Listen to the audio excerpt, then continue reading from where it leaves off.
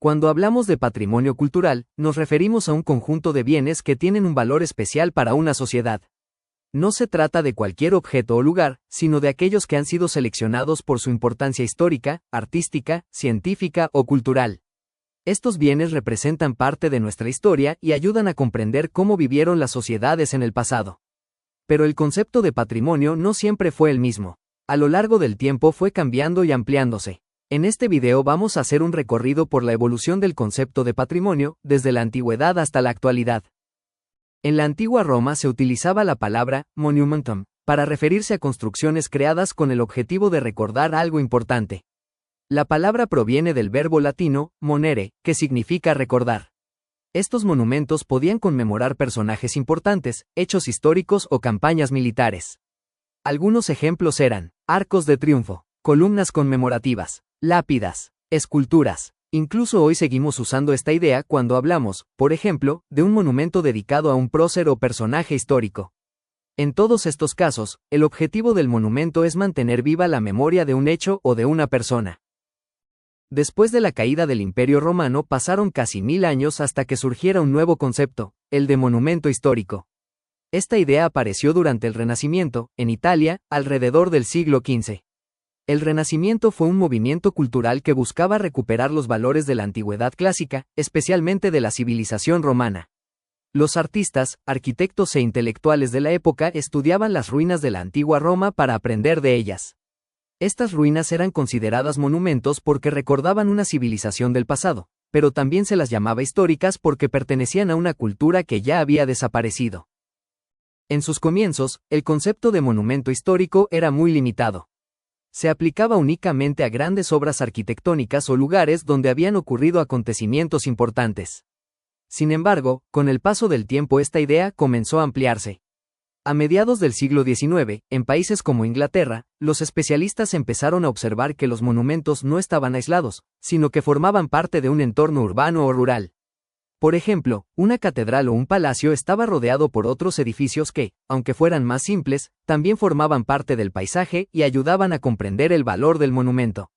El pensador John Ruskin defendía la idea de que toda la ciudad podía ser considerada patrimonio, porque refleja las distintas etapas de su historia.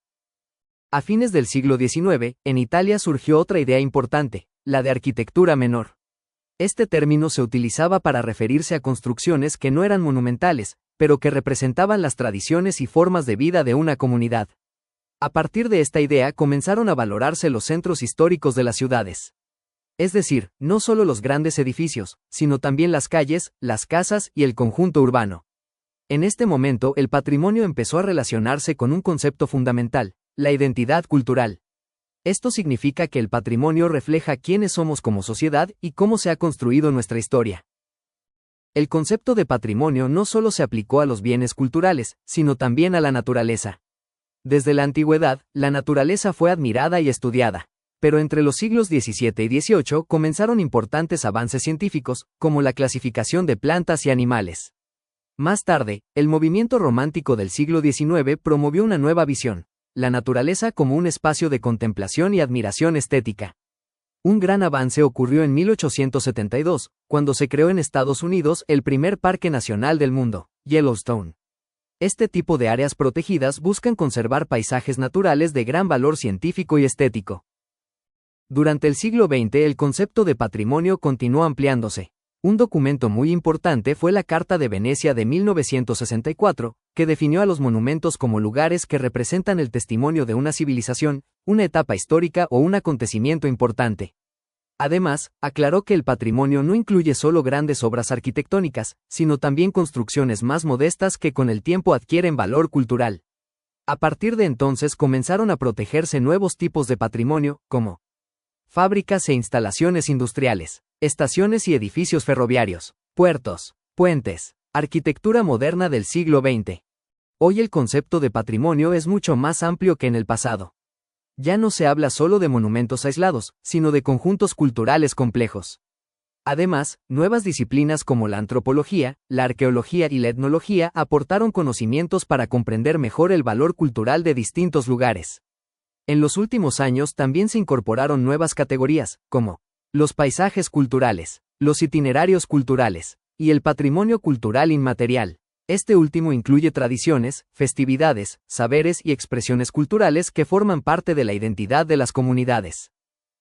Como vimos, el concepto de patrimonio ha evolucionado mucho a lo largo del tiempo. Lo que comenzó siendo la idea de monumentos creados para recordar hechos o personajes, hoy se ha transformado en una visión mucho más amplia. Actualmente el patrimonio incluye monumentos, ciudades, paisajes naturales, tradiciones y expresiones culturales. Todos estos elementos forman parte de la memoria colectiva de las sociedades y ayudan a preservar la identidad cultural para las generaciones futuras.